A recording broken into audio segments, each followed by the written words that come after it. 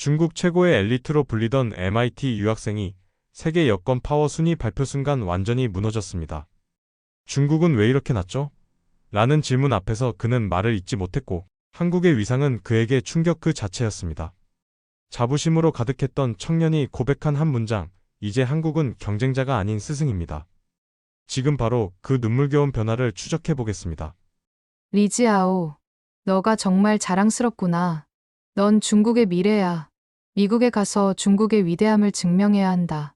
제 어깨를 꽉 잡은 아버지의 손이 떨리고 있었습니다. 중국과학기술대학교 졸업식장의 붉은 현수막들이 바람에 펄럭이는 소리가 귓가에 맴돌더군요. 단상 위에서 총장님이 제 이름을 부르자 수천 명의 시선이 일제히 저를 향했습니다. 수석 졸업생으로서 받는 금빛 트로피는 묵직했고 제 가슴 속에는 벅차오르는 자부심으로 충만했죠. 저는 이제 곧 MIT로 떠날 예정이었고 그것은 단순한 유학이 아니라 중국의 미래를 증명하러 가는 길이라고 믿었습니다. 아버지는 제 손을 꼭 잡고 말씀하셨어요. 리지아오, 미국에 가서도 자랑스런 중국인이라는 것을 잊지 말아야 한다. 중국은 세계의 중심이었고 앞으로 반드시 원래의 자리를 찾게 될 거야. 그 역할이 너희 손에 달린 거고. 그 손은 거칠었지만 따뜻했고 목소리엔 간절함이 배어 있었습니다. 저는 그때 아버지의 눈가에 맺힌 눈물을 보았습니다. 그것은 자랑스러움과 걱정이 섞여 있는 눈물 같았어요. 어머니도 눈물을 글썽거리며 조용히 안아주셨습니다. 그 포옹 속에는 말로 다 할 수 없는 기대가 담겨 있었죠. 저는 그날 밤침을 싸면서 창밖의 베이징 야경을 오래도록 바라보았습니다. 비행기가 이륙하던 순간 창밖으로 점점 작아지는 베이징의 불빛들이 마치 별처럼 반짝이더군요. 기내에서 MIT 입학 서류를 다시 한번 꺼내보니 컴퓨터 과학 박사과정이라는 글자가 자랑스럽게 느껴졌습니다. 옆자리의 중국인 승객이 제 서류를 흘끗 보더니 엄지를 치켜들었고 저는 어색하게 미소를 지었습니다. 그는 분명 제가 중국의 최고 인재라는 걸 알아보고 같은 중국인으로서 자랑스러워하는 것 같았죠. 기내식을 먹으며 저는 앞으로의 계획을 머릿속에 그려보았습니다. 양자 컴퓨터 연구로 세계를 깜짝 놀라게 하고 중국의 기술력이 미국을 능가한다는 걸 증명해 낼 상상을 하니 가슴이 뛰더군요. 영화나 한 편 볼까 생각하고 기내 엔터테인먼트를 검색하는데 온통 한국 콘텐츠뿐이더군요. 어떻게 한국처럼 작은 나라가 세계적으로 문화 소비층을 구축하고 있는 거지? 이해가 안 가는 일이지만 신기하긴 하네. 그전부터 한국 드라마나 케이팝이 열풍이라는 것은 알고 있었지만 그저 일시적인 유행일 뿐이라고 생각했습니다. 그런데 생각보다 오랜 시간 동안 꾸준히 다양한 장르에서 세계적인 열풍을 일으키는 것이 도무지 이해가 가지 않았어요. 진짜 힘은 기술에서 나오는 것이고 중국은 이미 그 정점을 향해 달려가고 있다고 확신했죠.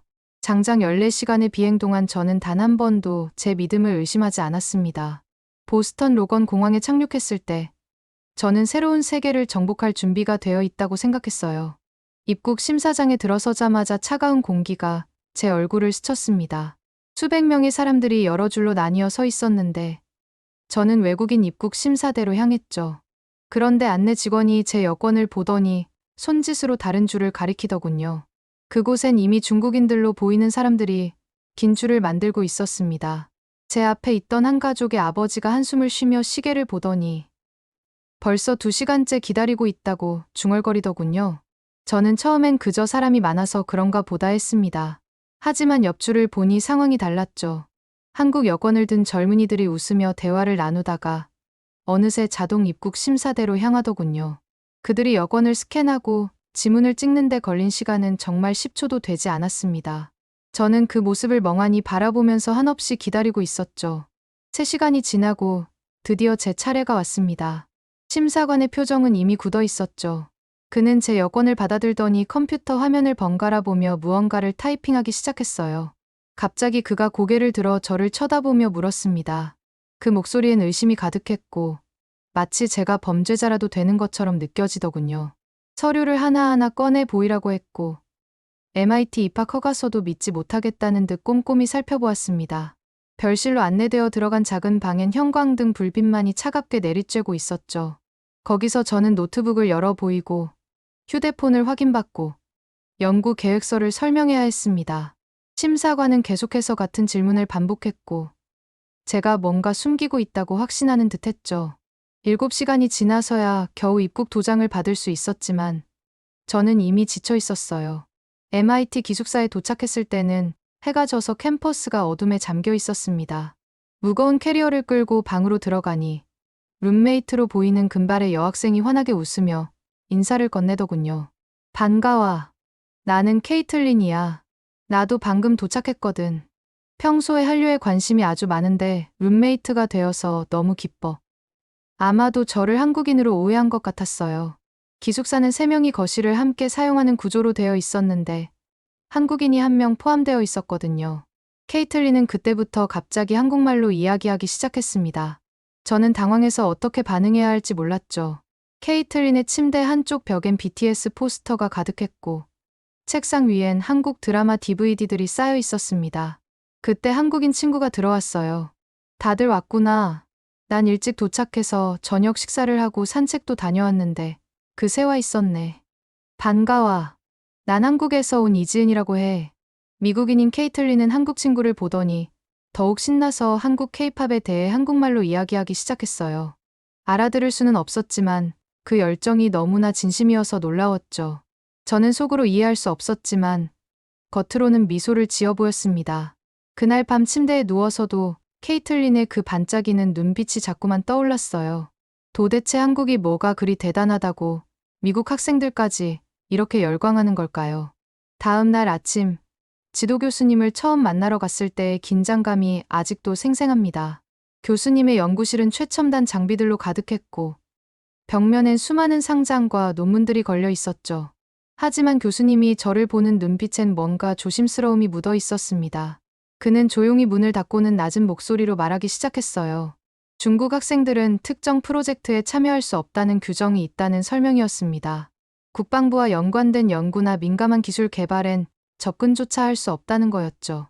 저는 그 순간 마치 뺨을 맞은 것 같은 충격을 받았습니다. MIT에 오기 전엔 상상도 못했던 차별이었고 제가 중국인이라는 이유만으로 받는 제약이었죠. 교수님은 미안하다는 표정을 지었지만 규정은 어쩔 수 없다고 했습니다. 연구실을 나오면서 복도에서 마주친 다른 학생들의 시선도 남들과는 다르게 느껴지더군요. 첫 수업 시간, 강의실에 들어서자 여러 나라에서 온 학생들이 자연스럽게 대화를 나누고 있었습니다. 저도 그들 사이에 끼어들려 했지만 제가 중국에서 왔다고 하자 분위기가 미묘하게 변하더군요. 미국 학생들이 농담처럼 던진 말이 아직도 귓가에 맴돕니다. 너 중국 돌아가면 정부에 보고해야 하는 거 아니야? 일구를 얘기하면 잡혀간다던데. 그건 농담이겠지. 대통령 욕하면 감옥 간다는 말도 있어. 설마 사실인 건 아니지. 내가 쓰는 메시지도 다 감시당하고 있어? 나는 억지로 더 크게 웃으며 아니야. 그건 오해야. 라고 말했어요. 하지만 속으로는 혼란스러웠죠. 사실인데 그게 이상한 건가? 그때 조용히 앉아있던 룸메이트 이지은이 화제 전환을 위해 말을 꺼냈어요. 주변 학생들의 관심이 일제히 그녀에게 쏠렸죠. 미국 학생들이 그녀를 대하는 태도는 저를 대할 때와는 완전히 달랐습니다. 존중과 호기심이 담긴 시선이었고 마치 그녀가 특별한 사람인 것처럼 대했죠. 수업이 끝나고 강의실을 나서면서 저는 처음으로 국적이 만들어내는 보이지 않는 벽을 실감했습니다. 그 벽은 높고 두꺼웠으며 제 능력이나 성적과는 아무 상관이 없었죠. 오리엔테이션 주간에 열린 국제학생 환영회에서 있었던 사건도 충격이었어요. 강당 앞 스크린에 세계 여권 파워 순위가 떠올랐을 때 저는 믿을 수가 없었죠. 한국이 2위로 빛나고 있었고 중국은 62권에 겨우 이름을 올리고 있었습니다. 케이틀린이 감탄하며 이지은을 쳐다보는 모습이 보였고 다른 학생들도 놀라움을 감추지 못하더군요. 발표자는 여권 파워가 단순한 숫자가 아니라 국제사회의 신뢰도를 반영한다고 설명했습니다. 그 말이 제 가슴에 비수처럼 꽂혔죠. GDP로는 세계 2위인 중국이 왜 신뢰도에선 이렇게 뒤처지는 걸까요? 중국은 세계의 중심이라고 배웠는데 그건 우리만의 착각이었던 걸까요? MIT 아시아 문화축제 준비회의에서 저는 중국 부스를 담당하게 되었습니다. 열심히 준비했지만 마음 한구석엔 불안함이 자리 잡고 있었죠. 축제 당일 체육관에 들어서자마자 느낀 건 압도적인 열기였습니다. 한국 부스 앞엔 이미 100명이 넘는 사람들이 줄을 서 있었고 K-팝 음악이 온 체육관을 가득 채우고 있었죠. 사람들이 환호하고 춤을 추며 즐거워하는 모습이 마치 콘서트장 같았습니다. 반면 우리 중국 부스는 한산했고 지나가는 사람들도 그저 눈으로만 구경하고 갈 뿐이었죠. 한 외국인 학생이 동료와 나누는 대화가 우연히 들렸어요. 중국 문화는 창의성이 없고 모방만 하는 것 같아. 뭔가 다 짝퉁 같은 느낌이랄까? 그들은 가볍게 웃으면 말했지만 갑자기 내 자신이 초라하게 느껴졌죠. 케이틀린이 BTS 부스에서 신나게 춤을 추는 모습을 보면서 저는 처음으로 한국에 대해 부럽다는 생각이 들었습니다. 문화의 힘이 이렇게 강력할 수 있다는 걸 눈으로 직접 확인한 순간이었죠. 그런데 그날 밤, 정말 충격적인 일이 벌어졌습니다. 기숙사로 돌아와 샤워하고 침대에 누워 평소처럼 SNS를 열었어요. 보스턴 프리덤 트레일에서 찍힌 한 영상이 급속도로 퍼지고 있었는데 중국인 관광객 아이가 역사적인 동상 위에서 용변을 보는 장면이었죠. 댓글은 분노와 혐오로 가득했고 중국인 전체를 비난하는 내용이 끝없이 올라오고 있었습니다. 누군가가 MIT에도 중국인이 많다는 댓글을 달았고 그 아래엔 제 얼굴이 찍힌 오리엔테이션 사진이 올라왔더군요. 살짝 모자이크 처리를 했지만 저를 아는 사람이라면 다 알아볼 수 있을 만한 사진이었죠. 저는 그 가족과 아무 관련이 없었지만 사람들은 이미 저를 같은 부류로 묶어버렸습니다. 며칠 사이에 저는 SNS에서 가해자의 가족으로 오해받기 시작했고 욕설과 비난의 메시지들이 쏟아졌죠. 케이틀린이 걱정스러운 얼굴로 제 방에 찾아왔을 때 저는 이미 정신적으로 무너져 있었습니다. 그녀는 제 잘못이 아니라고 위로했지만 동시에 의미심장한 말을 덧붙였죠. 리지아오. 이런 말이 어떻게 들릴지 모르겠지만 침묵도 때로는 동조로 보일 수 있다고 생각해. 케이틀린의 말이 며칠 동안 제 머릿속을 떠나지 않았습니다. 저는 그때 처음으로 중국인이라는 정체성이 짐처럼 느껴졌습니다. 카페테리아에서 이지은과 마주쳤을 때 저는 더 이상 참을 수가 없었습니다. 지은이가 좋아하는 아이스 아메리카노를 한 잔 사주며 조심스럽게 물었죠. 도대체 한국이 어떻게 이런 이미지를 만들었는지, 왜 모두가 한국을 좋아하는지 궁금했습니다. 이지은은 잠시 생각에 잠기더니 조용히 휴대폰을 꺼내 몇 가지 영상을 보여주기 시작했습니다. 1987년 6월의 거리, 최루탄 연기 속에서도 물러서지 않는 시민들의 모습이 화면에 담겨 있었죠. 2016년 겨울, 촛불을 든 수백만 명이 평화롭게 광장을 가득 메운 장면도 있었습니다. 그녀는 말했습니다. 아마도 이런 점이 중국과 다른 점이 아닐까 싶어. 우리는 총 한 방 쏘지 않고도 독재와 싸웠고 승리했거든. 그 순간 1989년 베이징의 그날이 떠올랐고 저도 모르게 말이 튀어나왔습니다. 우리도 싸웠어. 하지만 탱크가 사람들을 짓밟았다고. 저는 말끝을 흐렸어요. 왈칵 울음이 나와서 더 이상 말을 이을 수가 없었죠. 이지은은 안타까운 눈빛으로 저를 바라보았습니다. 지은이는 더 이상 말이 없었지만 전 속으로 생각했어요. 그 선택의 차이가 오늘의 차이를 만들었다고. 자유는 그냥 주어지는 게 아니라고요. 그녀와 헤어진 후 저는 MIT 도서관 4층 특별 열람실로 향했습니다. 그곳엔 중국에서는 절대 볼 수 없는 자료들이 있다는 걸 알고 있었죠. 신분증을 확인받고 들어간 그곳은 조용했지만 선반에 꽂힌 책들은 소리 없이 비명을 지르고 있는 것 같았습니다. 위구르 수용소의 위성사진, 천안문 광장의 검은 날들을 기록한 사진첩, 파룬궁 수련자들의 증언집이 가지런히 놓여 있었죠. 대약진 운동 당시 굶어 죽은 사람들의 숫자가 적힌 보고서를 펼쳤을 때 손이 떨려서 페이지를 넘기기 힘들었습니다. 정부가 발표한 숫자와는 너무나 달랐죠. 이것들이 모두 서방의 조작이라고 배웠지만 여기엔 너무나 구체적인 증거들이 있었습니다. 사진 속 사람들의 텅 빈 눈동자가 저를 응시하는 것 같았고 저는 견딜 수가 없었어요. 책상에 엎드려 소리 없이 울었고 눈물이 책장을 적셨습니다. 그날 저는 처음으로 진실이라는 단어의 무게를 온몸으로 느꼈습니다. 다음 날 아침 이메일함에 중국 대사관에서 온 메시지가 있었습니다. 정중한 문체였지만 그 안에 담긴 위협은 날카로웠죠.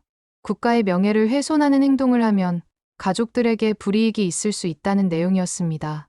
손이 떨려서 마우스를 제대로 잡을 수가 없었고 부모님의 얼굴이 자꾸만 떠올랐죠. 그런데 같은 날 오후 지도 교수님이 저를 불러서 뜻밖의 제안을 하셨습니다. 리지아오, 난 자네가 뛰어난 연구자가 될 수 있다고 생각하는데 그러려면 포기해야 하는 부분이 있을 거야.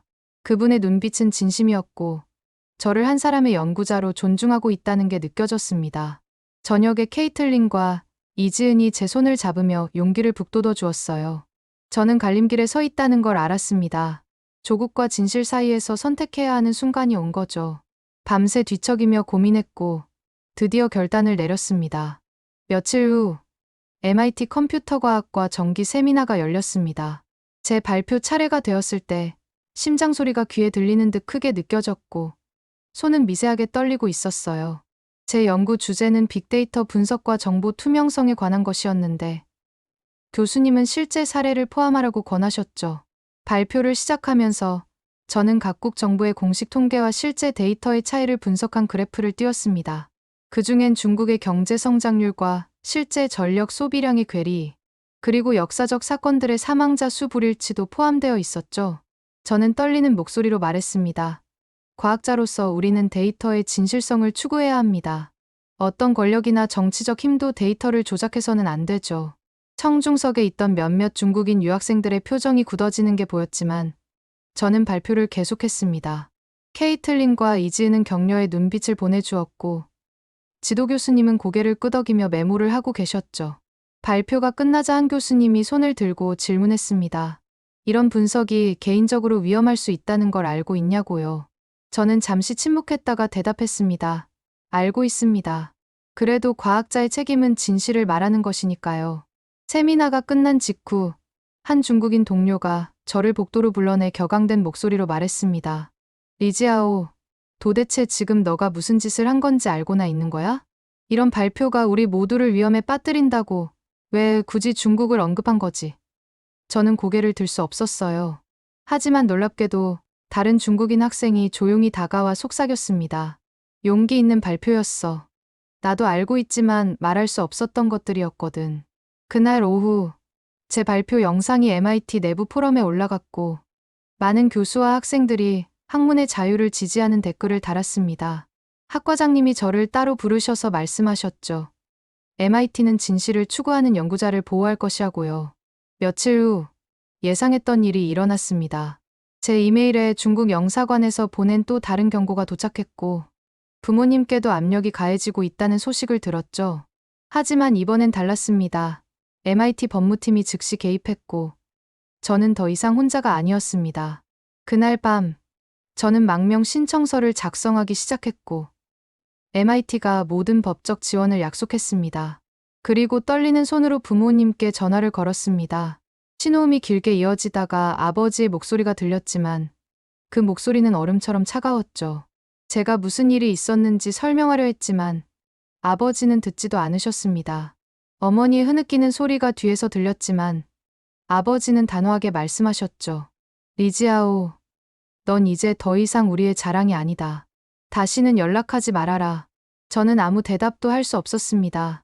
전화가 끊어진 후 한동안 멍하니 앉아 있었죠. 그런데 문을 두드리는 소리가 들렸고 이지은이 따뜻한 차를 들고 들어왔습니다.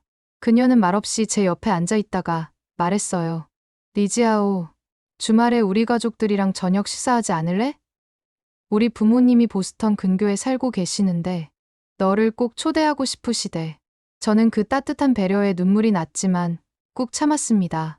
주말이 되어 이지은의 부모님 댁을 방문했어요. 현관문이 열리자마자 느껴진 따뜻함에 가슴이 뭉클했습니다. 김치찌개 냄새가 집안 가득 퍼져 있었고 식탁엔 불고기, 갈비찜, 잡채, 각종 전 등 갖가지 한국 음식이 정성스럽게 차려져 있었죠. 장서연의 어머니는 저를 꼭 안아주시며 힘내라고 속삭이셨어요. 그 포옹이 너무나 따뜻해서 눈물이 났습니다. 아버지는 조용히 제 어깨를 두드리며 말씀하셨죠. 자신도 젊은 시절 군사정권에 맞서 싸웠고 그때 느꼈던 두려움과 외로움을 안다고요. 식사를 하면서 그분들은 제게 한국의 민주화 운동 이야기를 들려주셨고 어떻게 평범한 시민들이 역사를 바꿨는지 설명해 주셨죠. 저는 처음으로 타국에서 가족이라는 온기를 느꼈고 혼자가 아니라는 위로를 받았습니다. 지은이의 어머니가 싸주신 음식을 받아들고 돌아오는 길. 보스턴의 거리가 그 어느 때보다 따뜻하게 느껴졌습니다. 그날 밤 침대에 누워 처음으로 미래에 대한 희망을 품을 수 있었죠. 비록 고향은 잃었지만 새로운 삶이 시작되고 있다는 걸 알았습니다. 몇 주 후 망명 심사 결과가 나왔고 승인되었다는 통보를 받았습니다. 변호사는 제 케이스가 매우 명확했고 MIT의 지원도 큰 도움이 되었다고 설명했죠. 이제 저는 법적으로 보호받는 자유로운 사람이 되었고 더 이상 중국 정부의 위협을 두려워할 필요가 없었습니다.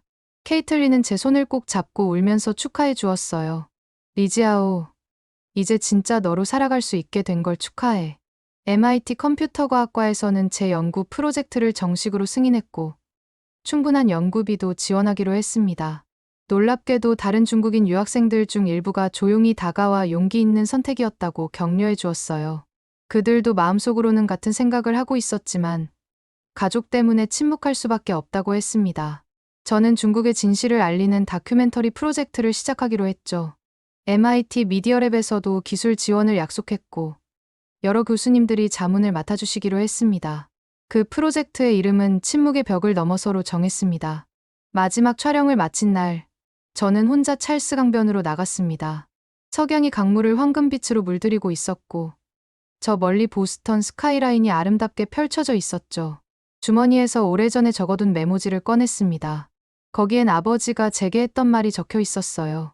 중국의 미래가 되라는 그 말씀이 이제는 다른 의미로 다가왔습니다. 저는 그 종이를 접어서 작은 배 모양으로 만들었고 조심스럽게 강물에 띄웠죠. 종이배는 물살을 따라 천천히 흘러갔고 저는 그것이 시야에서 사라질 때까지 지켜보았습니다. 이제 저는 중국이 원했던 미래가 아니라 진실을 말하는 씨앗이 되기로 했습니다. 비록 고향 땅을 다시 밟을 수는 없겠지만 언젠가 제가 뿌린 씨앗이 자라서 변화를 만들어낼 거라고 믿습니다. 한국이 오래전 그랬던 것처럼 한 사람 한 사람의 용기에서 자유는 시작되는 것이겠지요. 한국에 대한 관심은 처음엔 질투와 부러움에서 시작되었어요. 하지만 지금은 한국을 교훈으로 삼아 나의 조국도 한국처럼 세계 속에서 빛나는 날이 오기를 기대해 봅니다. 한국은 이제 나의 경쟁자가 아니라 스승이 되었습니다. 진정한 자유와 신뢰가 쌓이면 우리도 한국처럼 자동 입국 심사만으로 10초 만에 통과하는 날이 오겠죠? 오늘의 영상 어떠셨나요? 해외여행조차 자유롭지 않았던 대한민국이 이제는 여권 파워 세계 2위를 자랑하는 나라가 되었습니다. 세계 어느 나라를 가도 환영받는 나라가 된 것이죠. 이런 자유와 신뢰를 얻기까지 수많은 어르신들의 노력과 희생이 있었다는 것을 다시 한번 생각해보는 시간이 되었기를 바랍니다. 오늘의 영상이 마음에 드셨다면 구독과 좋아요도 부탁드려요. 오늘도 끝까지 시청해주셔서 감사합니다.